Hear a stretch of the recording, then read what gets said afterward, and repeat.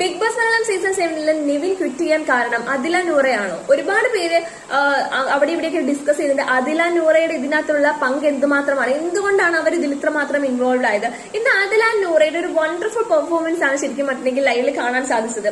ഇപ്പൊ പുറത്തു പോകണം എന്ന് പറഞ്ഞ് എന്താ പറയാ, എന്നെയോ അനുമോളോ ഞങ്ങളിൽ ഒരാളെ ഇവിടെ നിന്നാൽ മതി, എന്നെ പുറത്ത് വിടുന്ന് പറഞ്ഞ വലിയ മാസാവാൻ നോക്കിയ നെവിന്റെ അടുത്ത് എടാ ധൈര്യം ഉണ്ടെങ്കിൽ ഇറങ്ങി പോടാ എന്ന് പറയാൻ കാണിച്ച മാസ് കാണിച്ചത് അവിടെ ആദില നൂറയാണ്. ബിഗ് ബോസ് പറഞ്ഞു പ്രധാന വാതിൽ തുറന്നു തരാം, താങ്കൾക്ക് പോണെങ്കിൽ പൊക്കോളൂ.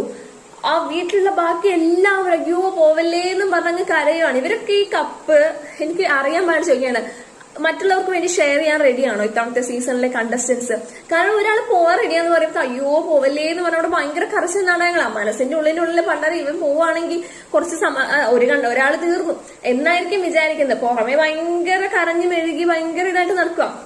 ആദില നൂറ പറയാണ്, നിനക്ക് ധൈര്യം ഉണ്ടെങ്കിൽ ചെയ്ത് കാണിക്കും, ധൈര്യം ഉണ്ടെങ്കിൽ നീ ചെയ്ത് കാണിക്കും. വല്ലാത്തൊരു പ്രൊവോക്കിംഗ് ആയിരുന്നു, ഭയങ്കരമായിട്ട് provoking level at the peak ആയിരുന്നു ശരിക്കും ചെയ്തത്. എസ്പെഷ്യലി നോറ.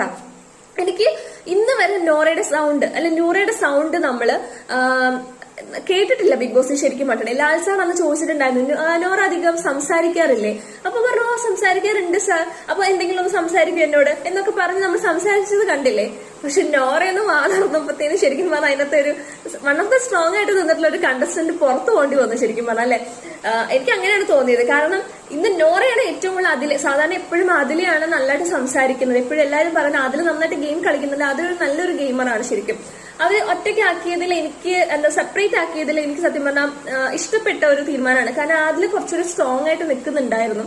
അപ്പൊ അതിലേക്ക് കുറച്ചുകൂടി സെൽഫായിട്ട് കാര്യങ്ങൾ ചെയ്യാൻ പറ്റും എന്നുള്ളത് എനിക്ക് തോന്നുന്ന ഒരു ബെനിഫിറ്റ് ആയിട്ട് എനിക്ക് തോന്നിയിരുന്നു. പക്ഷെ ഇന്ന് നോറയാണ് കൂടുതൽ സ്കോർ ചെയ്തത്. നോറ നല്ലപോലെ നെവിനെ പ്രൊവോക്ക് ചെയ്തിട്ടുണ്ട്. രണ്ടുപേരും ചെയ്യുന്നുണ്ടായിരുന്നു. പക്ഷെ നോറ എസ്പെഷ്യലി ഭയങ്കരമായിട്ട് ലൈവ് കണ്ടവർക്കറിയാൻ ഭയങ്കരമായിട്ട് പ്രൊവോക്ക് ചെയ്യുന്നുണ്ടായിരുന്നു. ആ ഒരു പ്രൊവോക്കേഷനിൽ ആ ഒരു മൊമെന്റിൽ തോന്നിയ പ്രൊവോക്കേഷന്റെ എഫക്റ്റും കൂടിയാണ് നെവിൻ പുറത്തു പോകാൻ കാരണം എന്നാണ് എനിക്ക് മനസ്സിലായത്. ശരിക്കും നെവിനെ പുറത്തു വിട്ടത് ആദില നൂറ അവർ തന്നെയാണ്. അവർ അത്രമേൽ പ്രൊവോക്ക് ചെയ്തതിന്റെ പേരിലാണ് ആ ഒരു വ്യക്തി അവിടുന്ന് പോയത്. എന്താണെങ്കിലും പക്ഷെ വീട്ടുകാർ മൊത്തം എന്ത് ചെയ്താലും അനുവിന്റെ നെഞ്ചത്തെ കയറത്തുള്ളൂ. എല്ലാവരും അനുവിനെ വളഞ്ഞിട്ട് ആക്രമിക്കുകയാണ്.